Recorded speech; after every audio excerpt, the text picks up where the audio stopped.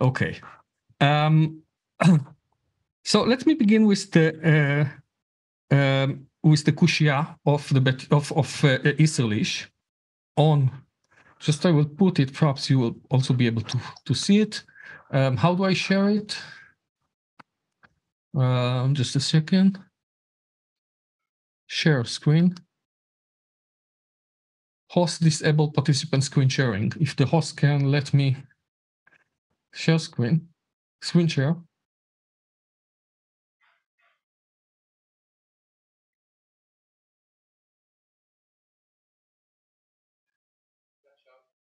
Again? Okay, thanks.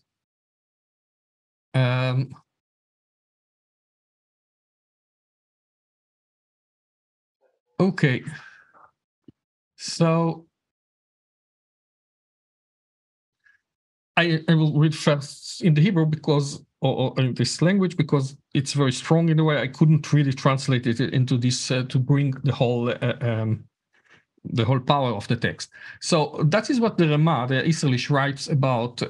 He said, הרב המחבר הזה השמיט כל דיני מעשר עני שכתב הטור, שיש ללמוד מהם הרבה דיני צדקה הנוהגים העידנא, ואפשר ששמח עצמו על מה שנתבהר בדיני צדקה, אך גם בדיני תרומות ומעשרות השמיט כמה דינים שכתב הטור, והכניס אחרים תחתיהם. וכל זה גרם לו שהעתיק דברי הרמב"ם הלכות תרומות ומעשרות ככתבם וכלשונם, ולא שק ליבו לדברים אחרים, והרוצה לעמוד על עיקרי הדברים יעיין בפנים. Now, this comment brought me to some question, to formulate some issues with, and I think Nono's book can help us. And let me first read the translation, if you don't see it. This author omitted the laws of fitting Maser Ani of the poor for that is written in the Tur, in the book of the Tur. That's the Shulchan Aruch is based on the format of the Tur, what Caro was writing, from which many dinim of charity should be deduced, which are practiced in our era.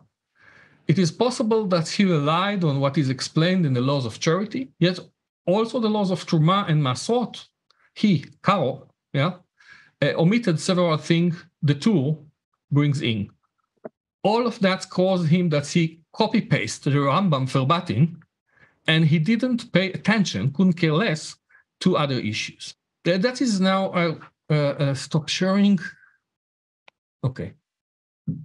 Now that is a strong way of criticizing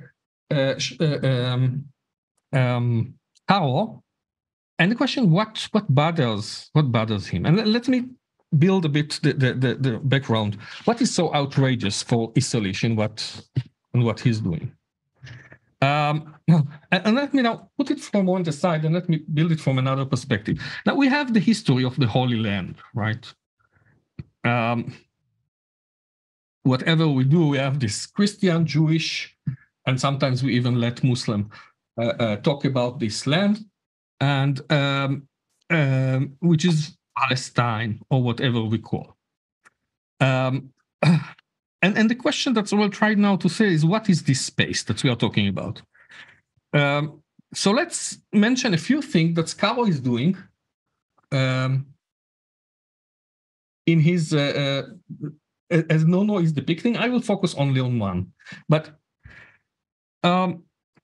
so Caro is having a magid, some kind of voice that he hears at night, someone who comes to his dream, and he writes the book that's about that, about this voice that comes in his dream. And one of the things that happens there is like these voices that comes to him telling him also to come to the Holy Land, to leave his place and to move to the Holy Land, if I remember well.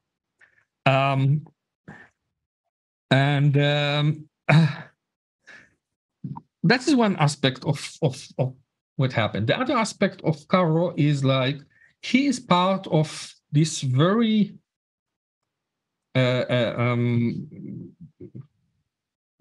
pretentious wish to renew the Sanhedrin and renew the Smicha, this kind of thing that disappeared, a kind of nomination of rabbis by rabbis that give them certain kind of powers, which we are not going to discuss now, but it's like rebuilding the Sanhedrin, the main institution of sovereignty in what we will call, for a moment, this Palestine, when the time of the Mishnah and so on, and a bit before. And the second point is, the third point, which I want more to focus on, is this Magi, this voice, and not only that, but he speaks to him in the language of the Mishnah. And also, this whole story includes many aspects of Mishnah, as Elad already mentioned, and of course, the book of Nono is called Todat Mishnah. Now, what is it about the Mishnah? Let me just, Nono is referring, and I want, in short, because there are many texts to bring, I just want to bring some. What happens here with this text of the Mishnah? And what happens here with these three things that you see?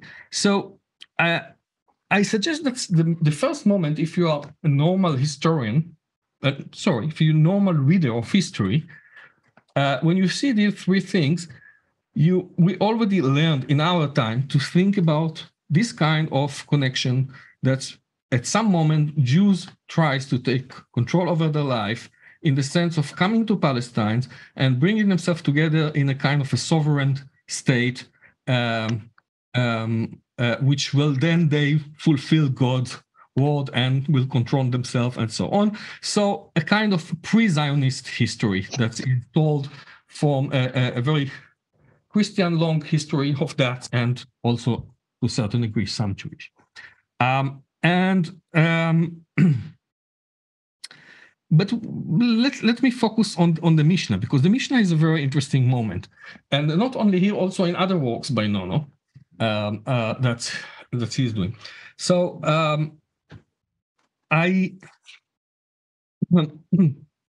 Nono is referring here to several texts. There are more than that in his book. He's referring to but I will only touch a couple of them, by Bialik, the poet. And Bialik, if you know or if you don't know, Bialik, one of the things that he did was to he began to print or to bring to a new edition of the Mishnah, which he interpret and he explained that, and I will just read you very fast because we don't have a lot of time.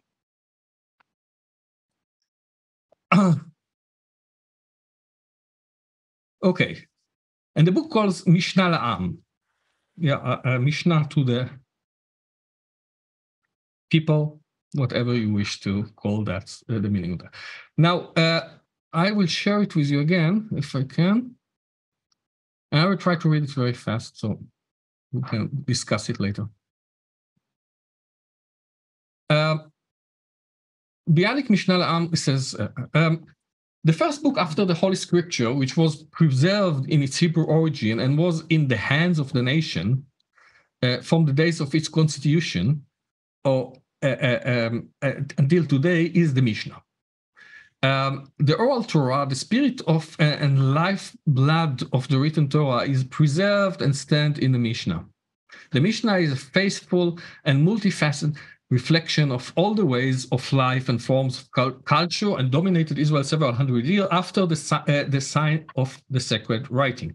While the people, the signing the Chatima, it's like while the people were involved in their land. On the side of the Bible, the pure the Mishnah serves us as an inexhaustible source from the vast depth of that Hebrew language itself in its new phase, when it was revealed in the last days of its life, before it was cut off from the root of real life, and before it was cut from the mouth of the people. Now, another text by Bialik. Not the Mishnah dried. our souls are dry. And then I skip the first and it says, because we don't have time, and it's just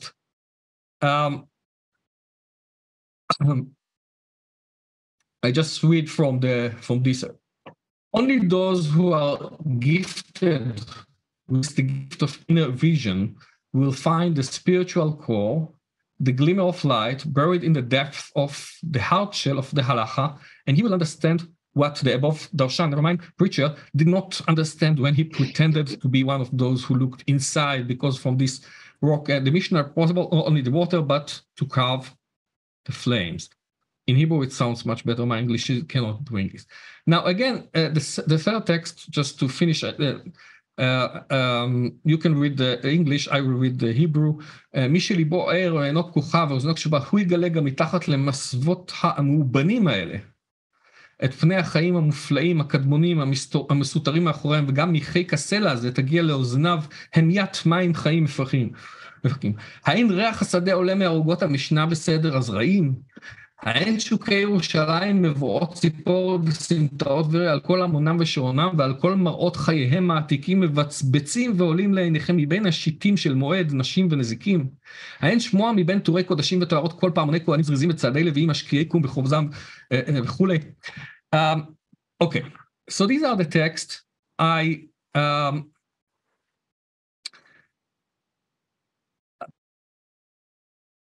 will stop the sharing. Yeah, okay. Sorry. I hope you could have seen a bit. Now, what happened here? I think Bialik has a very strong thing. He takes the Mishnah, and that is something that has to be analyzed by itself, but I connect it to what Nono is doing here and in other works. The Mishnah as the moment of the real. The Mishnah is the moment of the real. The Mishnah is the moment of the real life. The Mishnah is the moment of the real connection to the land. The Mishnah is the moment of the real is very important here. And I think there are several things. If you look at the this authentic moment of the Jew, the moment of authenticity of the Jew, or the moment of the real, I think it appears in several different discourses. One, of course, is the Zionist, which Bialik is typical for that. The other is the Christian, which actually, and that's, if you read Nono's work on the censor, you see that the Christian actually let the Mishnah be published at the same time, or in a similar time, when they destroyed or burned the Talmud. So what is it in the Mishnah that's so important for, in that sense, to the modern, since they embraced Christian? And the interesting third phenomenon is the professor of Talmud. The typical professor of Talmud, what we call, is actually professor to Mishnah. There are very few professors of the Talmud that read Talmud. Most of them read Mishnah and think and take this point as enough for Talmudic studies. And the last point is perhaps this censor itself. That's Nono speaks about it in another place, but this censor, which created this whatever modern humanities science that we have, that's took the Mishnah to be and the authentic Christian moment in the Mishnah is the moment, of course, where Jesus is alive, where you can speak about the Mishnah and the Paulus, and we have a lot of work, especially I think in Jewish studies, especially after Boyarin's book, that goes in this direction, that sees basically the Mishnah and the Talmud. I know that they will deny, but ending with Paulus. And now let me take the Mishnah of Tzfat, which I think Nono brings, which is a very different Mishnah, I think, but in a moment we'll come back to it.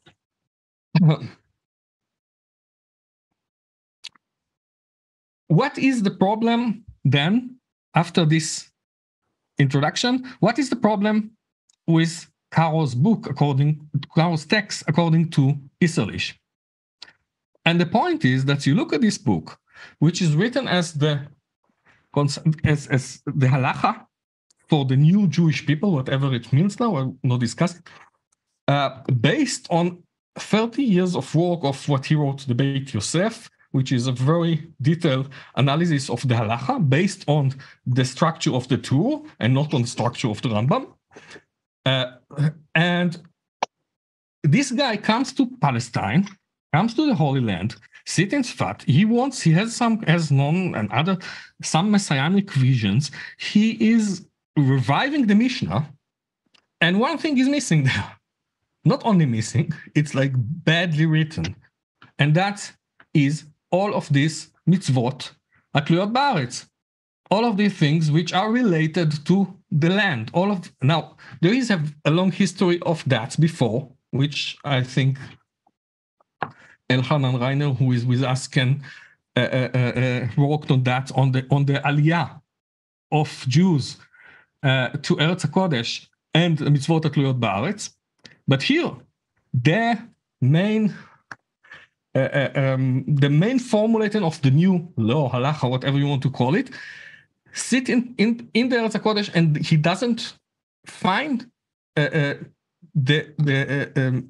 doesn't find it important to write the halacha on that issues. And he just copy paste, as Rama says, copy paste Maimonides, copy paste the Rambam. This is the same person that every section of his books is based on very thorough discussions in his other books. So why it's so? It's exactly the opposite of this. Think about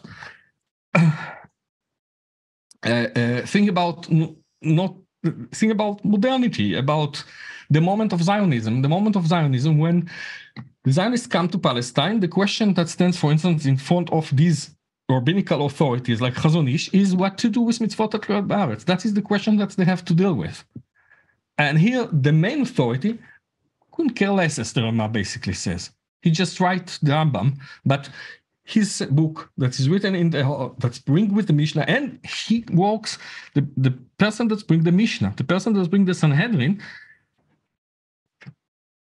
put outside of his main work something like 2/3 of the Torah, which is like Zraim, Kodesh, etc., and Tarot, and focus only on the Ashkenazic, in a way of the Torah, of taking away all of the things which are not relevant for us today.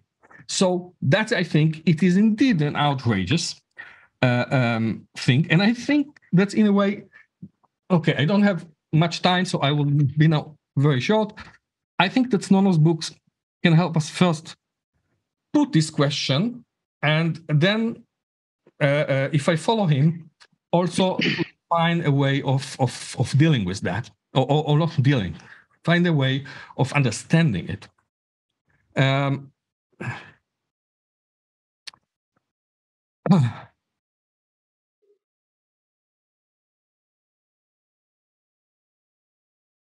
Now, I will not answer the question, because I think the point is, as we already know, that this is not a question really. If you follow Nono, this is a situation which is a break in reality, or a break in our discourse, that will enable us to rethink in a decolonial way. In a moment, I will say more about the situation.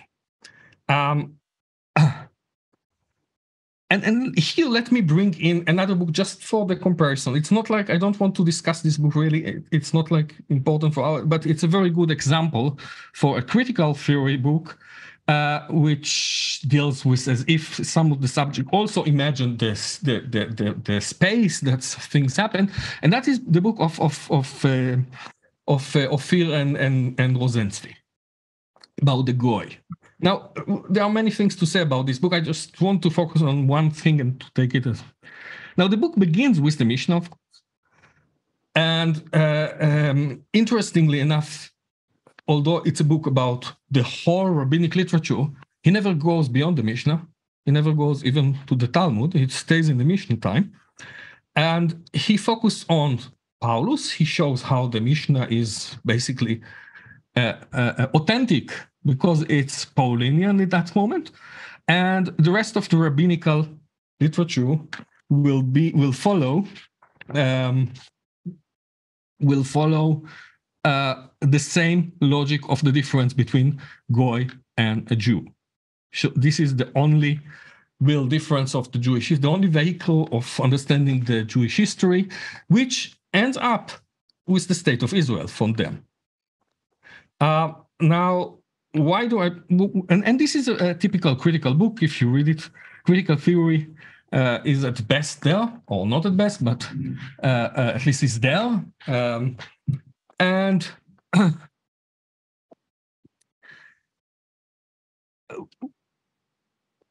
if to quote Benjamin on that, to go with no, I don't remember that he's quoting that part, but what Ophir's and Betsby are doing in this book is what Benjamin would call homogeneous empty time. This time of the colony, which from the perspective of St. Paul, which is Luther in that case, it's not St. Paul, but it's the Lutheran St. Paul, which looks on the Jew and the difference between the Goy and the difference between the Jew and the Goy, which ends up in Palestine today,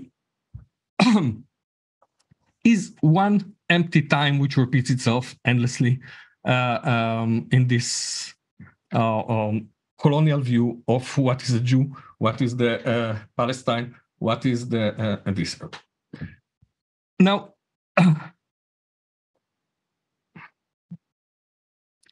the redemption of the place for them, for this view, is to clean, or as Adi Ophir likes to say, is to secularize, to lechalen, what? The self of the author. Now, we will not get into this whole thing of critical theory and how it is a kind of a very strong narcissistic Lutheran view of cleaning oneself from the. You are clean, and how will be the redemption? The redemption will be of overcoming Zionism, and the overcoming Zionism for them, in that sense, will be overcoming the rabbinical. So only then you will be able really to go back to the first moment of Paulinian question of the universal, and perhaps also the Jews will be able to be universal, or to take part in the universal, which is that was also the view of Luther till he got very disappointed and became very anti-Semitic. I don't know what will happen to them. Now back to the Nonotzfat and Karo, what is interesting for me. In the book, in the Nonotzfat, and that is the point where Karo becomes very interesting in that sense.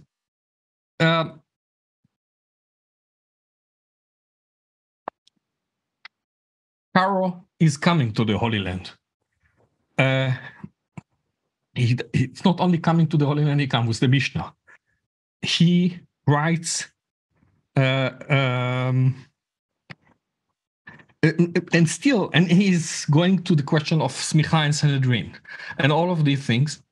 So there is no cleaning of the culture from these dangerous elements of non-universal aspects, and at the same time he is offering, and that's I think the moment, the power of the book, to say it now. I have only a couple of more minutes. The power of this reading is that you can see at that moment the possibility to see the Holy Land, the history of this place, in relation of the Jew and the empire, the Ottoman Empire. So this is not like you are going back to some.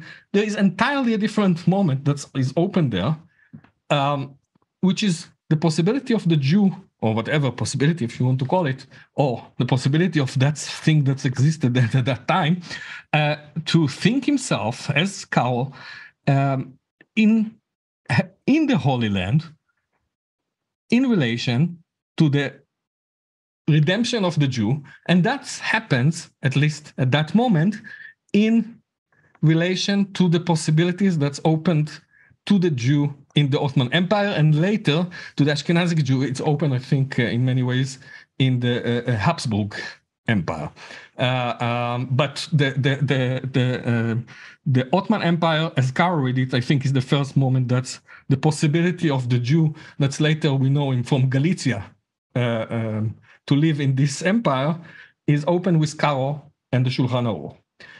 Okay, we don't have to, of course, we don't have the time to say all of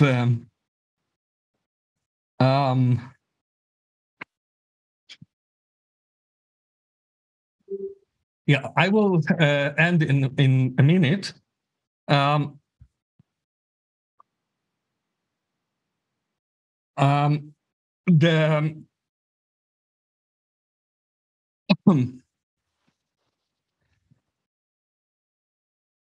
Decolonizing work is the work that's okay, that's you. I think I already mentioned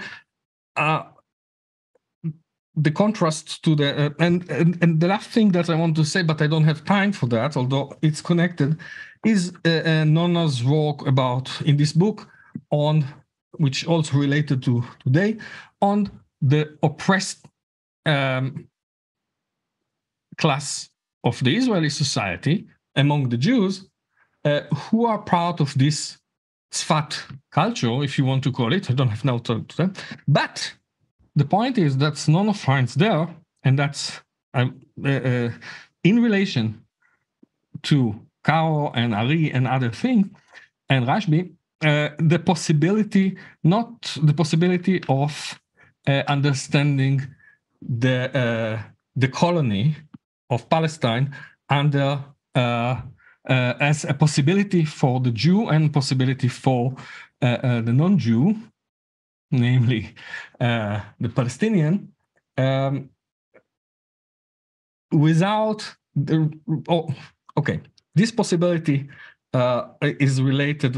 I think I just don't want to take more time, so perhaps in the questions I will be able to finish these different points that I tried to point. Sorry for took too much time. Thank you, Oded. You didn't take too much time. It was precisely on time. Thank you. And without further ado, I will move to Gil, please. Thank you, Oded. Thank you, Elad, for the invitation. I expected Oded to actually mention that today is International Workers' Day.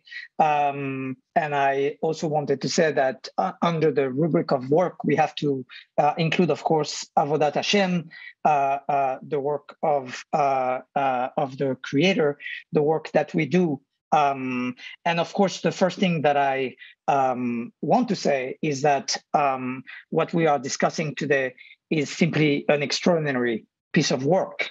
And I mean that in all the senses of the word work, including Avodat Hashem.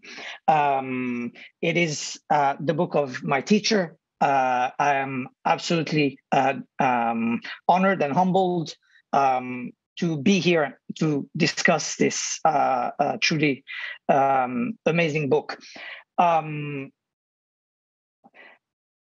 The first thing that I want to say is, in fact, beginning with the title, is that the book is too humble. So I don't want to exaggerate its importance. I actually want to be hyperbolical about how important it is in terms of what it does, which I think it itself doesn't entirely recognize. There's no question, as you said, Elad, that this is a an engagement, a reimagining of Jewish politics in its as with everything that Nono does, in its intrinsic connection to the question of Palestine. It is a reimagining of Jewish modernity and of Jewish history, but it is also a reimagining of modernity as such and of history, which I think takes us to a different level. One of the sites of the humility of Nono is, in fact, in the use of that word history and historiography, as again you mentioned, Elad. So it's a reimagining of modernity, a reimagining of history, aus den Quellen des Judentums, if I may mention Cohen, out of the Jewish sources, out of the Jewish tradition, and out of Jewish events, which I think is important. And I'll return to that word event. If I had to suggest, with all due respect to Max Weber, if I had to suggest a possible parallel, which again might be inadequate as well, but nonetheless speak to something, I would say something about C.P. Snow and the two cultures. There's no question that the word culture is a major operator in the book. If I wanted to be scholarly and academic, I would actually say that Nono uses the word culture a little too much, but insofar as the word culture is in fact there, and it's there in the title, I think it speaks again to the humility of the book, that it speaks of consciousness, of Toda'ah, but the word culture should actually be applied to both Mishnah culture and Bible culture. I'm not sure I would use biblical, but Bible culture. Now, the parallel that is suggested both by the word Toda'ah, which is applied to both, and in my rendition by the word culture, I think has to be actually questioned. But it is clear that what Nono is doing engages with an intellectual dimension, right? That's where I think the word consciousness comes in. As I already said, historical, both in the restricted sense and in the in historiographic, as it were, and in the general sense of history as such. Obviously, and the inadequacy of those terms is granted, but we'll use them anyway. A religious dimension, a theological dimension, also a legal dimension, if halakha can be translated as legal, a sociological one, which may be the rubric under which we could include the Mizrahi question, which is included and not included under the Oriental question, the Orientalist question, the East and West, that Nono has taught us so much about. It's obviously a political dimension, right? Both of Bible culture and of Safed culture. I think it's important to mention the sexual dimension, the importance of the Shekhinah, of the exile of the Shekhinah, the importance of sexuality, the sexual practices that are connected, the sexual understanding, the gendered understanding, both of the work in which the Jews are invested, and the importance in this context, in the context of the Shekhinah. I'll mention, of course, that we are talking about Galut, yes, exile, but also about Itgalut, revelation, about Geula, redemption, and also about Gola, which may or may not fit the bill. Certainly a more compelling word than diaspora, but we don't need to enter into that. There's a cultural dimension, which may be the larger term, but also a slightly smaller term. One of the issues I have with the use of the word culture is that there's Tarbut Sfat, there's Tarbut Anotzri, Tarbut Islam. There are all kinds of cultures, and too many cultures, as it were, in the book. But again, the word culture can be taken as a large umbrella. There's also a cosmological dimension, which has to be understood both in terms of the global dimension of the argument, but also cosmological in the sense that the world has to make sense, right? The world is making sense otherwise in Bible culture as opposed to Safed culture. And I would, of course, include the word metaphysical, but again, we don't have to go too far into this. Now, having said that, both sides, as it were, both cultures, both the Bible culture and the Mishnah culture and Safed culture are deploying all those dimensions that I just mentioned. I think it's important to insist on the asymmetry between them, something that I illustrate by way of the way in which history functions here. I think it would be good to find two very different terms because we are speaking of two very, very different ways of relating to the past, even to the pastness of the past, between Bible culture, between Zionism and Mishnah culture, Safed, and the way in which it relates to the past. Just to explain quickly, Bible culture has a relationship of both distance to the past, right? Archaeology, the past is past. Just like any good historian will tell you, the past is past. That's why we have to learn about it, because it is not who we are. It is what we must know we have been.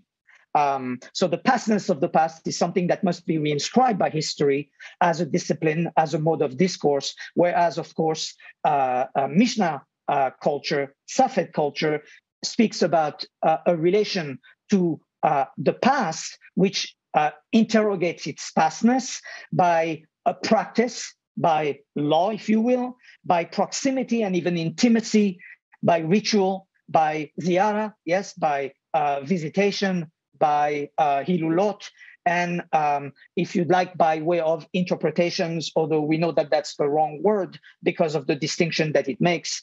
Oded, I think, alluded to that in the question of pshat, the question of the literal versus the interpretation that binary, of course, does not apply. So very different cultures, in fact, insofar, if culture is the proper word, insofar as they have a different way of relating. Again, in the case of Bible consciousness, in the case of Zionism, by interrupting the continuity of the past, right? Shlilat HaGalut, the negation of exile, is one way in which this is done. But also, and this will be, in fact, the main issue that I want to focus on, a very, very, very different way of relating to catastrophe, right? Catastrophe. The question that Tzfat raises is the question of catastrophe. What is catastrophe, and to what catastrophe do we relate? On this too, there's a dramatic asymmetry between Bible culture and Mishnah culture and Safed culture. And you notice, of course, that in fact, part of the issue is precisely that Mishnah culture and Safed culture are one and the same in this case, yes, except that they are and they are not. There is a certain reworking, a certain Geula, as it were, a certain redemption, a certain exile, a certain interpretation, a certain visitation of the pastness of the Mishnah, of the Zohar, etc. So the question that Mishnah culture, that Safed culture raise in Nono's argument is, in fact, what is history? Yes, again, what is the pastness of the past? What is an event? And again, history is that history as we understand it today, one of the ruling disciplines, of course, with all due respect to the historians in the room, the ruling doxa is that the past is past and that we must learn it in order to have a relation to it. What is an event? An event is that which is over, which is past, which is why we must learn about it. That is absolutely not what Mishnah consciousness, what Safed consciousness is about. And again, if we ask what is an event, what is a catastrophe, which catastrophe must we relate to? not as something that is past, although the historians will tell us that it is the case, but also as something that is, as it were, ongoing. Now, I should say that as I was preparing for this conversation today, I happened, not entirely by accident, to be rereading one of the most extraordinary books that has been written in the Hebrew language in modern times, namely Albert Swissa's Akud. Another book that has not yet been translated. It has and it has not. It is a book that I think must be read both together with Nono's book, of course, also with another book that whose importance can not be gainsaid, namely Anton Shammas' Arabesques. And the quasi-contemporaneity of the two books are important. Now, the reason why I mentioned this book is, first of all, because one of the phrases that recurs in Akud is galut mitoch galut, exile within exile. The book is about exile in the sense that Nono proposes we rethink. And Akud and Nono's book, Swissa's book and Nono's book, share a very peculiar, let's call it a gesture, or perhaps a very peculiar absence. Nono's book, and please understand that I'm not equating the two absences. I'm speaking precisely of the way in which we relate to an event, and the way the two books relate to a particular event, in this case, in the mode of negation. To mention what Elad said earlier, in the mode of negation, that is, in their absence. Nono's book, unless I'm mistaken, never mentions the Holocaust. The Holocaust does not appear in the book. Now, it is very clear that part of the importance of Nono's book is to make us reflect on a culture, a consciousness that has a very strong relation to Khurban, right? To the Khurban, to the catastrophe, to the destruction, which raises the question, what is the catastrophe that is ongoing for us? What is the catastrophe that we must relate to with the intimacy, proximity, ritual, significance, interpretation, work of interpretation that must be engaged?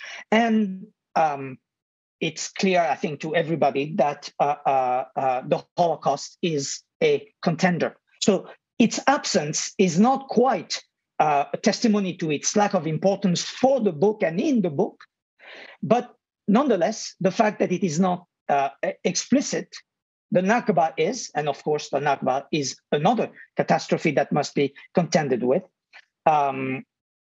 is, for me, raises the question that is the question of Safed, namely, what is a catastrophe and which catastrophe do we relate to?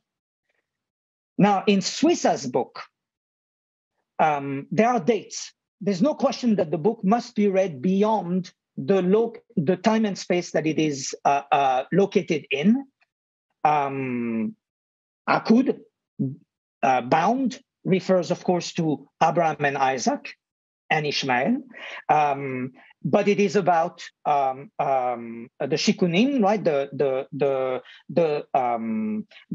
Those horrifying buildings into which Moroccan Jews, and not only Moroccan Jews, were parked after the Ma'abarot, after the transit camps in Israel, and where children are growing up, if one may call that growing up.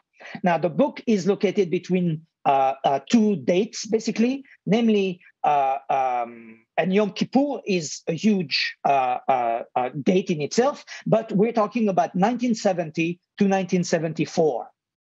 And the event that is not mentioned, the catastrophe that is not mentioned, right? And again, I'm not comparing, I'm just saying that there's an absence. The absence is the October War, otherwise known as the Yom Kippur War. The October War does not appear in Akud. And that is in itself also quite extraordinary because it raises the question, what is the catastrophe that the book relates to? Galut mitoch galut. And what is the catastrophe that we must relate to? Now, the complexity and the asymmetry that I was speaking of has to do, in fact, with the complexity of the catastrophic consciousness of Safed. Safed relates to the destruction of the temple, the Mishnah, the Zohar. It, of course, relates, at least in Sholem's argument, and I think with good reasons, given the biography of the people that are involved, of the rabbis that are involved, to 1492, certainly a global catastrophe. And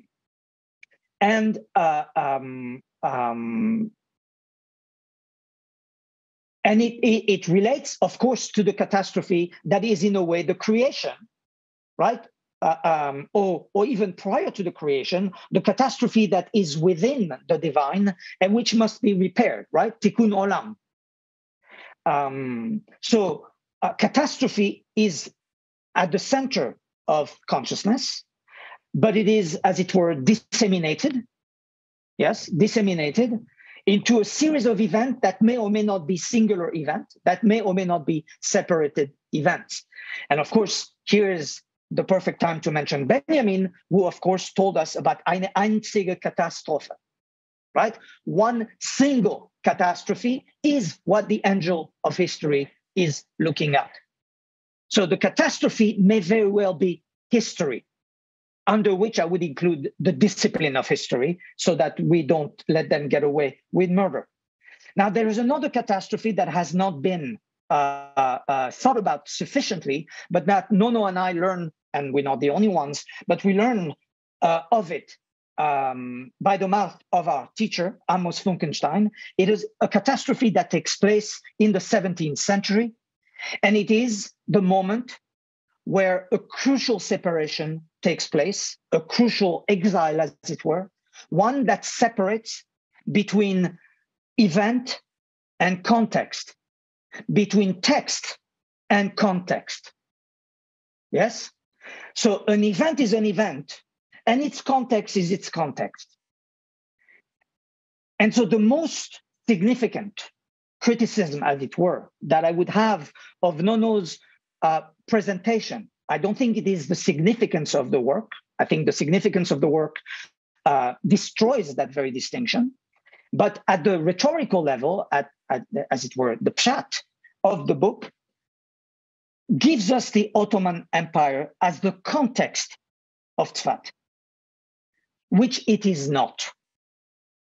Yes, Tzfat must be understood as an event that may very well be called the Ottoman Empire. One of the catastrophes we must contend with to this very day, obviously, is, of course, the end of the Ottoman Empire by the kind hand of colonial power, Sykes-Picot, etc., and that which is still with us. So the moment when history is understood as context has to be taken as part of the catastrophe that we are still dealing with. So if I had to suggest a different way of articulating the book, and I want to take seriously the way Nono disagrees with the focus on Shabtai Tzvi that has been a kind of staple of the scholarship, of Kabbalah scholarship, insofar as the significance of Safad has always been accompanied by the significance of Shabtai Tzvi. I think that one might want to say that the event of Safad is inextricable from Shabtai Tzvi and vice versa. And what that means, of course, is that the conversion to Islam must be understood as Islam being within rather than contextual to whatever we think of as the Jewish tradition. Now, I write this in Nono's company, from whom I have been hearing for now a certain time, a running commentary on the fact that Bavel, yes, Iraq as it is today called, but Bavel, which is the most ancient site of Jewish history and Jewish event, Baghdad, Cairo, Damascus, Beirut, Marrakesh these are no longer. And the catastrophe that we are with is again inextricable from that fact. Now, if there is something that might be called Churban, it seems to me that the disappearance, at least at the spatial level, of those sites of our Jewishness, which must be understood as our Islamic Jewishness, which of course it's a destruction that has happened already in the 20th century, and is still with us and is still ongoing. The catastrophe of that destruction, which, and I'll end with that, since I do want to go back to explaining the significance of Suissa's book. The book, Akud, is about the unbinding of Ishmael. Now, there's been a lot of talk in recent decades over Carl Schmitt and the notion of the enemy and the relation between the enemy and the brother. I was recently tickled by Benjamin Netanyahu's claim that there will not be Milchemet Achim, there will not be a civil war in Israel, Ki anachnu be'emet achim, because we are truly and really brothers. So said Benjamin Netanyahu, whose Bible consciousness appears to be slightly lacking, since if he knew anything about brothers in the Jewish tradition, would know that war is the modus operandi of fraternity. Our enemies are our brothers from the very beginning, Ishmael and Esav, Edom. We do not have enemies except for our brother. Our brother are not outside. We may have brought them outside. We may have thought of them as the context within which our text exists, but they are not. And both Nono's book and Akud remind us of the catastrophe of that distinction between text and context, between Safad and the Ottoman Empire, between Isaac and Ishmael. Thank you.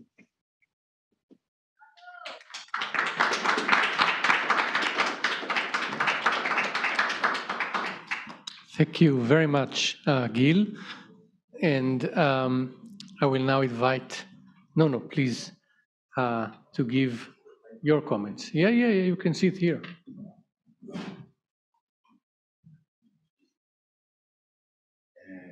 Thank you. Before I will start with many things. I will start with several things, and first of all, I will just say a few words about the two speakers, two friends, the two teachers I had for this amazing, and I wonder also what other people here think about what they said. Yes, I mean, it's a kind of a conversation that I'm glad to have a part in initiating and generating it now. And I will start with, of course, I will not rely to all these points, and as those who don't know the book understand, I mean, it will be difficult to summarize it, and so I think Elad has done it in a very, you emphasize the main point I would like, and I will follow it later, and I want to thank you first of all for the generosity, for organizing it, but for your generosity, for the frustrating works of yours, which inspired, and I feel I am connected, particularly when you spoke about negation of negation, and anti-Semitism and many other things, and particularly for the vision and the new path you open in Jewish studies by connecting two European centers, the German and the French, in a way that brings us to a new way of thinking of German Jewish culture, Gil, and also linking in a very sophisticated way the question of colonialism and Judaism. And the structure of Jewish studies and its division is also one aspect of my book, because Safed does not exist because of this division between Kabbalah, mysticism, halakha, piyut, hymns, poems, poetry. They are discussed separately. There is no thing like Safad. There is no thing like history, in fact. This does not exist. It is a way to take Safad, again, after Gil, I'm afraid, out of the context. Out of it does not exist, and it is surprising. And in this sense, I feel that Elad's work, Elad's project, provides a space in which we can bring back these aspects. And I think that in a different way, I join the same thing. And the main attempt is to combine things that are discussed totally separate from each other. Without mentioning even the taking Safad out of its Ottoman context, I will add here also the distinction between philology, dedicated to the study of the Safadian text, and anthropology, that follows later, to the discussion of the development of this culture by many, many Jews all over the world, both also Orthodox and mainly Mizrahim, mainly North African Jews. They are not part of this aspect at all. And I would also like to thank to the host, the Katholische Akademie, because it must be said, what does it mean that event about Jewish culture is done in the Katholische Akademie. And I understand that Stefan is not here, and I want to thank him personally also, but I also think about this. It helped me to emphasize several things, partially because the people who came to suffer, many of them were refugees from the Iberian Peninsula, from the Inquisition, but they also carried Catholic elements. Many of the people who arrived to Safed were educated, not the prominent ones, were even educated as Catholics. The second point is my own debt to Catholic historiography, to Catholic in previous works, but mainly in my work on censorship. For Catholics who discuss the Catholic reform or counter-reformation, not the reaction, as a counter-narrative to the hegemonic Protestant VG history of science and modernity and progress. So to a certain extent, it's here. And on the other hand, exile, the main concept that directs me and on which I work, exile was developed in Jewish thought, maybe from the period of the Tanaim, in a polemic against the Christian attitude about the exile of the Jews. The Jewish perception of exile was developed against the perception that regarded the exile of the Jews, the Christian one, as an evidence, as a testimony that the Torah was taken from them, they are not the chosen people anymore, and it moved to Christianity. But I don't take exile as an anti-Jewish, as an anti-Christian Jewish identity or whatever. On the contrary, yes, Carlo Ginzburg taught us that our notion of history, our perception of history, relies and follows the Christian ambivalence towards the Jews. The very idea of progress, as we understand it, is a secular way of the Christian attitude, of the supersessionist attitude that talks about truth that was replaced by a superior truth. Old Testament, which is true, remains, that leads to the New Testament. And Ginsburg argues that it's not a Christian attitude. All of us share this. We all all those who deal with history. And indeed, the question, what does it mean to deal with history, is another aspect. As the same way, I propose the notion of exile as a counter-history by those who arrived, by the victims of a very important stage in the emergence of the centralist national state, Spain and Portugal, after the expulsions of the Jews and the Muslims. Yes, and we always distinguish the expulsions of the Jews and the Muslims from Spain, but it is one history. And it is one history, it's not, again, not a context. And that way to think, indeed, with Benjamin, I'll turn to it in a moment, to think how we employ it, counter the progressive narrative of history.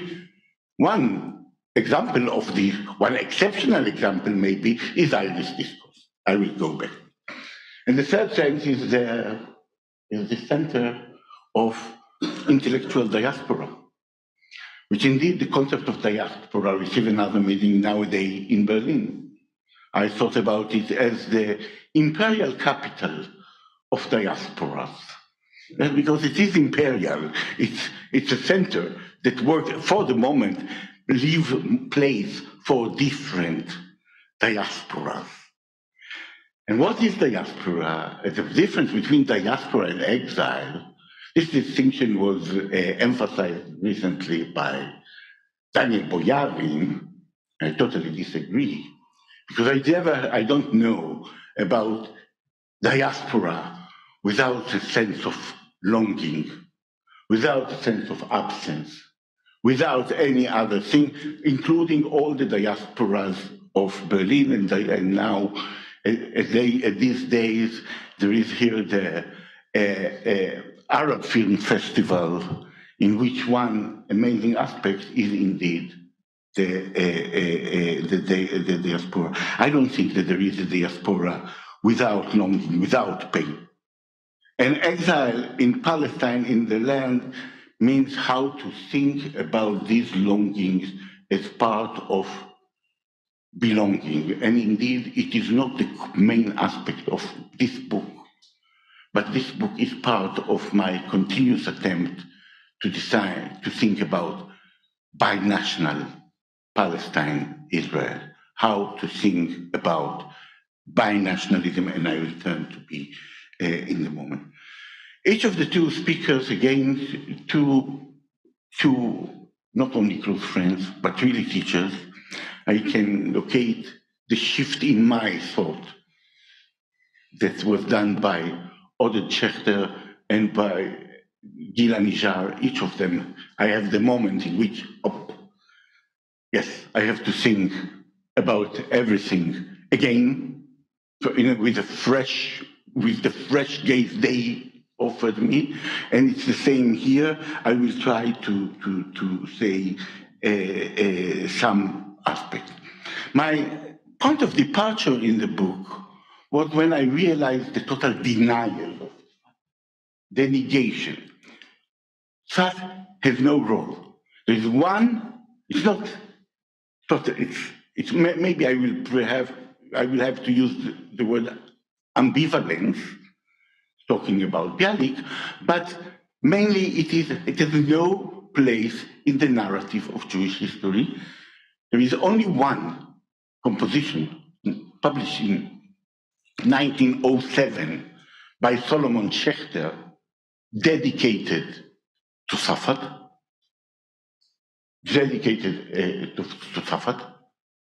and I insist on the name Safed, the Arabic name, because it is there. I mean, I mentioned the Catholic, of course, we should remember it's part of the history of the Ottoman Empire. It's part of a diaspora. And as Asaf Tamari told us, it is a periphery.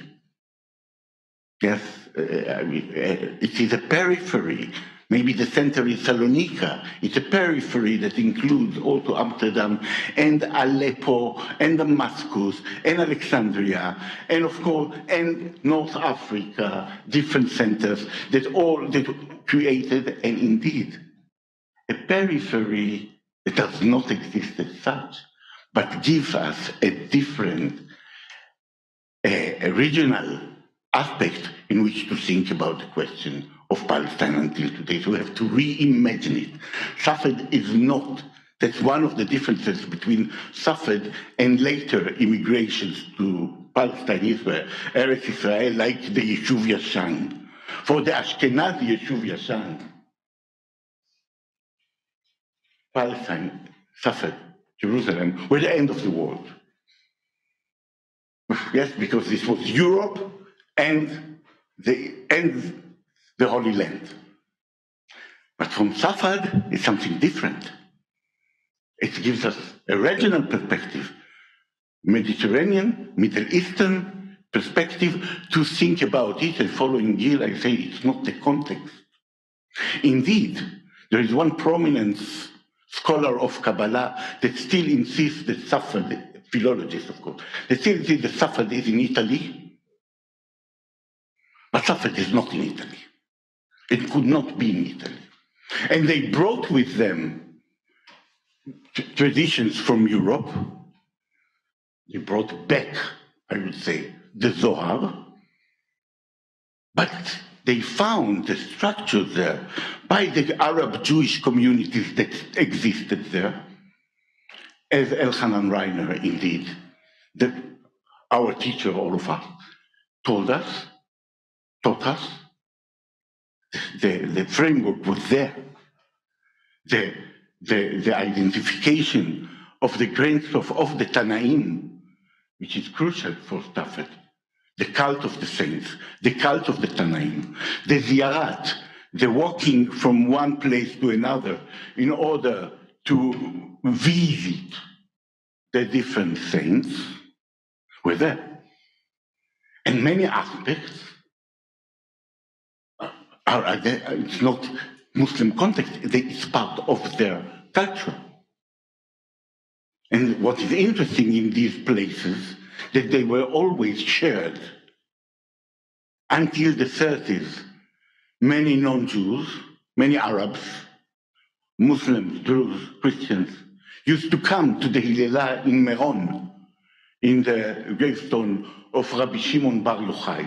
I will mention him again in a moment. But Safed, that Solomon Schechter said that there is no one event, moment in Jewish history, I'm afraid, particularly when I don't see this as a speaker, no event, a moment, such as that in the history of Jewish culture, in which, indeed, Rabbi Yosef Karo, the great codifier, the most important codifier in the history of the Jews, on which whom Oded say, I say some words about what Oded said. Rabbi Moshe Cordovero and Rabbi Yitzhak Luria Ha'ari, Rabbi Shlomo Alkabetz, who composed the hymn Lecha Dodi. You can think about Jewish Shabbat without Lecha Dodi. And Rabbi Israel Najara, who wrote hundreds of piyutim that spread all over the Jewish world and particularly established what should we say, the Oriental, the Mizrahi Jewish community. I will not use the term, it's difficult. All these had no role because modernity, and we are turning back to it, modernity was defined as the denial of everything that Safed represented. Either halakha that was called as stagnant activity, or Kabbalah that was called Oriental hallucinations. You had to get rid of it in order to modernize. You had to get rid of it, of Safed. Safed is the tradition. Safed is something,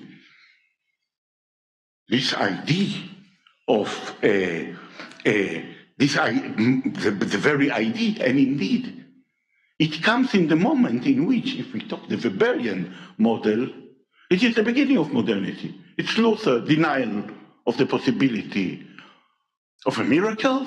It's the total denial of what Nurit Bar, one of the important inspirations of this work, called in her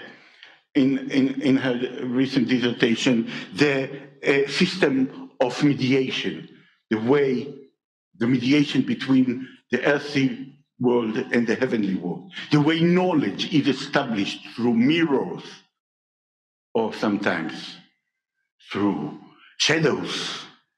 And all these aspects had their specific Jewish way, but they are part of the culture of the Galilee.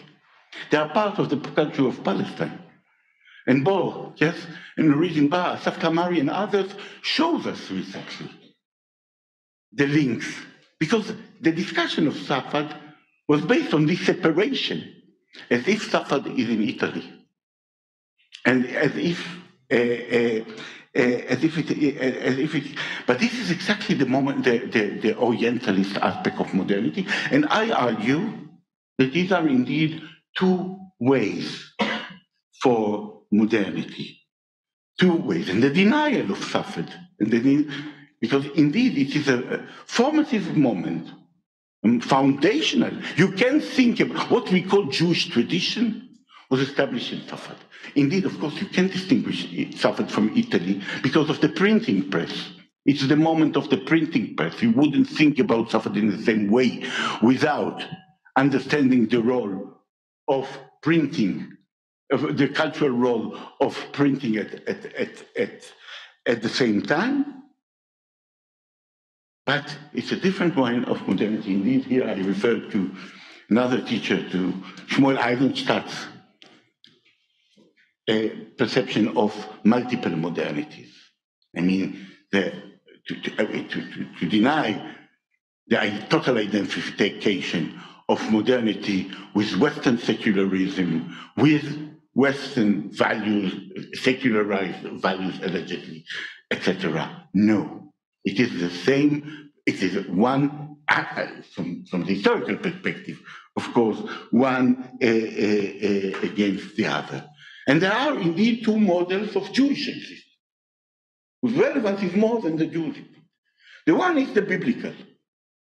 In the biblical, I mean, the return to the Bible is the first characteristic of all settler colonial projects, and Zionism is obviously a settler colonial endeavor. But here, of course, with the exception that the return is to the land in which the events happened. And Zionist narrative, therefore, is catastrophic catastrophe is embedded within the narrative of return. On the one hand, the return to the Bible was allegedly the return to the West. It's always identical. The return, when we talk about the Bible, we talk about this book that in fact became central since the 17th century.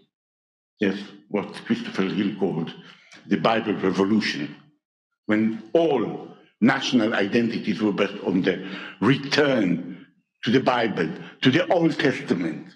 This is the return of Zionism. It's a return. Paradoxically, the exodus from Europe was a part of being part of Europe, and this is evidently the self-definition of Israel, the self-identity of many Israelis. We left, the villa in the jungle of Ehud Barak. Yes, we are Europe in the Middle East. We are part of it, but the idea of Zionism is as if to repeat history, to go with the Bible, with Joshua ben Nun, both Ben Gurion, both the second chief of the Israeli army, the archaeologists of the Bible, Igael Yadin, believe that they follow Joshua bin Nun. And today we have it, obviously, in the government with Bezalel Smotrich, Minister of Finance, who believes that he is Ben-Gurion, and this is religious Zionism. All of it, by the way. Yes, I mean, don't try to find some other alternatives. No, they are all with the biblical. And the Mishnah of Bialik, which is the difference between Safed and Bialik, is that for Bialik, the Mishnah is the end of the biblical period. So it continues, a little bit moderate. It's the way of thinking about Jewish existence a little bit after the destruction. But mainly, Zionism believes that you have to continue from Joshua to Judge to Samuel, and then to stop. Because if you continue the story of the Bible, you go to the temple, to the destruction of the temple. If you continue the biblical story, and you can't stop, the story doesn't stop. And then when you see today the growing attempt, the growing tendency of Jews to go to the Temple Mount, still most of the rabbis forbid it, but it's not a pathology, as I heard in this room a few days ago, but it is the reasonable conclusion of the Zionists. On the other hand, Safed with Rabbi Shimon Bar Yochai, the great Tana, the great scholar of Mishnah, who is also the one to whom the Zohar, the most important book of, how we call it, Jewish secret theory, mysticism, I don't know, the secret, the inner interpretation of the Bible was given to Rabbi Shimon Bar Yochai. Truly, scholarship argues that the Zohar was written in 13th century Spain. Perhaps that's it, although it's quite clear that some of its traditions are earlier, but for them, it was Rabbi Shimon Bar Yochai. So you have these two images, your Joshua and Rabbi Shimon, two persons who received their Torah directly from Moses. Joshua lost some of these teachings. Shimon Bar Yochai received it after the destruction, within the context of revolt against the Roman Empire, within days, in a more catastrophic moment in a sense. But catastrophe, I think it's absolutely right. Catastrophe is the world.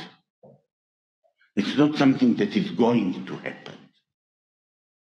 As well as redemption is not simply revival of ancient autonomy. And people ask me about what do you mean it's not an alternative stuff, and you propose us an alternative way? No, I think that first of all, this discussion of Safed, which has got to overcome dichotomies like secular religious, like modern traditional, and even Zionist, non-Zionist. Because many of those with whom I identify Safavian culture today consider themselves Zionist. And the only question is indeed how to define Jewish existence in Palestine. It's not an alternative, you simply have a model and you copy it. No, this is not the case. The case is the way we learn from the situation in which we are, from the language in which we are, Israel. How we approach this suppressed history and makes it political, in the wider sense of the term political. Because indeed, I mean, today it's sometimes a debate within the Israeli right wing. The Israeli left, which is, I don't know what it is, the Israeli center left, the non-Bibi. I don't know how to call them, but not Bibi. Yes, because they have nothing else but anti-Bibi, because they support, they are very similar to the difference is the culture. And the debate is between religious Zionism and, for instance, the party of Shas, of Aryeh Deri, Oriental Jews.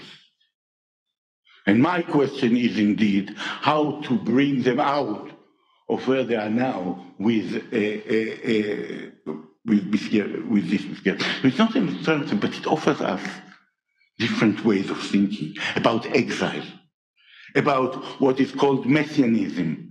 We should remember that messianism is not, there is no word for it in the Jewish vocabulary. There is Messiah, there is Ketz, there is end, there is Geulah, redemption, but not messianism. It's not different between exilic does not mean that we are not messianic, on the contrary. But for Zionism, exile is indeed a political situation of the Jews that come to its end with the establishment of the state of Israel. The Jews are not in exile. For Safed, they come to the land in order to experience exile. Because only in the land, according to their attitude, you can experience exile. And it's not the exile of the Jews, but the exile of the Shekhinah, the lower emanation, according to the Kabbalah, of the 10 Sefirot. The lower one, I mean, indeed, catastrophe is something that happened in divinity, according to this idea.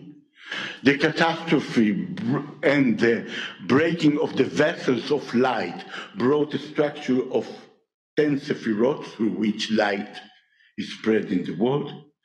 The lower Sephirah, part of them masculine, part of them feminine. The lower is Malchut, kingdom in exile. The Shekhinah, she fall into exile, and the purpose of the Jews is to redeem her and to bring her back to a place, to her husband, the Sphira of Tiferet. So what the Jews are doing is not to redeem themselves. Exile is not something of the Jews themselves. And the idea of redemption is not the redemption of Israel. The Jews are not the subject of redemption, although of course they think about Geulat Israel, and Jews are under oppression in many other places. Italy, for instance, at that period, when the Talmud is burned. Another relevant issue that I will not speak about. Talmud is burned at the same year. But the Jews are the carriers of the process.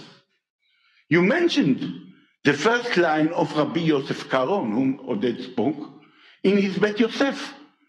ברוך אלוהי ישראל אשר ברא את העולם לתכלית האדם ובחר בנו לקיים תורתו. God will blessed be God who created the world for the humankind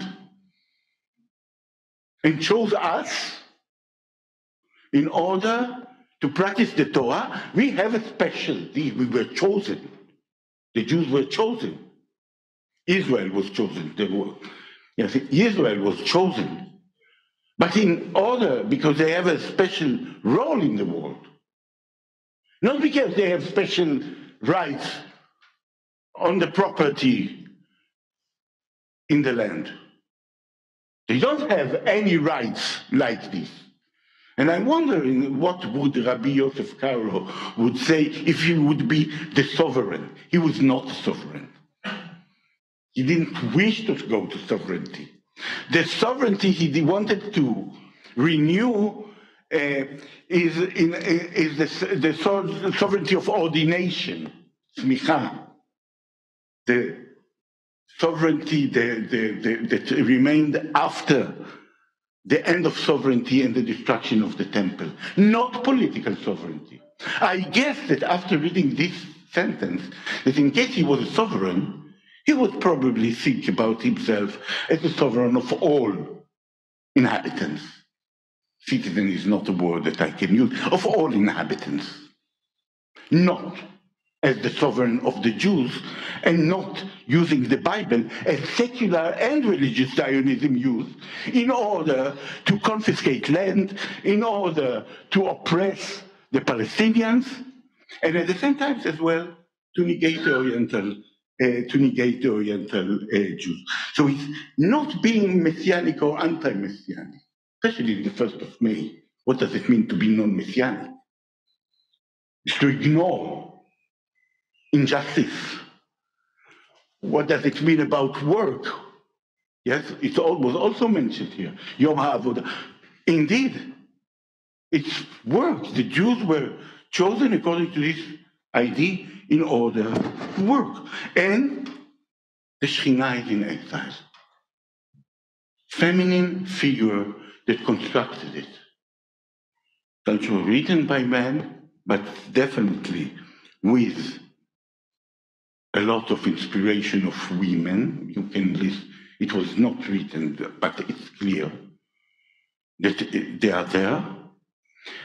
Rabbi Yosef Karo, I think, was the only Jew in history that have a revelation of the Mishnah, which is feminine. The Mishnah is not identical to the Shekhinah. It's a vehicle to go to the Shekhinah, to reach the Shekhinah, and again, the divinity on earth. And she spoke to him. She didn't tell him how to come to his halachot, as Oded told us. It's not. But, okay, so I will finish with my last sentences. How do we call the Shekhinah today? Well, since I came here, I mean, I'm reading a lot. I learned a lot about Safed. I didn't mention Benjamin. But Benjamin, for me, is connected to another important source of inspiration, to the poet Mahmoud Darwish. And through Mahmoud Darwish, whose attitude in many ways resembled for me the Safedians, and I cannot enter it now, I realized that the name is exactly Falastin. If we talk about different ways of going to history, it's the whom Mahmoud Darwish called Sayyidat al-Ard, the mistress of the earth. But it's more than mistress, I mean, she's exactly the Shekhinah. She's the queen in exile. And Yadin, with his archaeological tools, and Sholem, with its philological strange way of distinguishing Kabbalah, in spite of the fact that he brought us to the consciousness of something. Couldn't see. You can see it with archaeology when you try to own the land by going inside, destroying. Unlike them, Benjamin, following the Ari, thinks about the past as coming, the echoes through which you rethink society. So Safed offers us a way to rewrite history, to start with Safed. Because on the one hand, to a more inclusive history from the Jewish point of view is one that includes, one which is in fact global history, which includes West and East. And you can't ignore the two. Yes, it's not, let's replace one. And at the same time, open a new way to think about Falastin as essential for anyone who wants to think about Jewish existence in Eretz Israel, Palestine. At the first we put on the title Falastin, then I realized that it will not be understood. But it's why, for me, why it is so necessary. It doesn't determine from Safedian. It's two things that I try to combine in attention criticism. So I thank you again. I'm sorry that I could not reply that way to many of Oded and Gil's amazing remarks, but that's how it is done in such events. Thank you very much.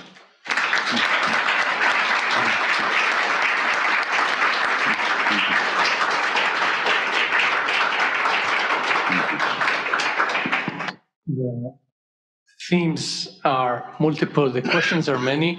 For those who are here, I invite you outside. There are pretzels and wine. We can continue the conversation, and I hope we will find many other events to continue this conversation, necessary one.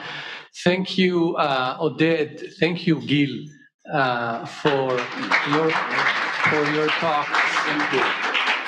And thank you, Nono, for the book, for coming here, for talking to us, and for the ongoing conversation. And thank all of you for coming this evening.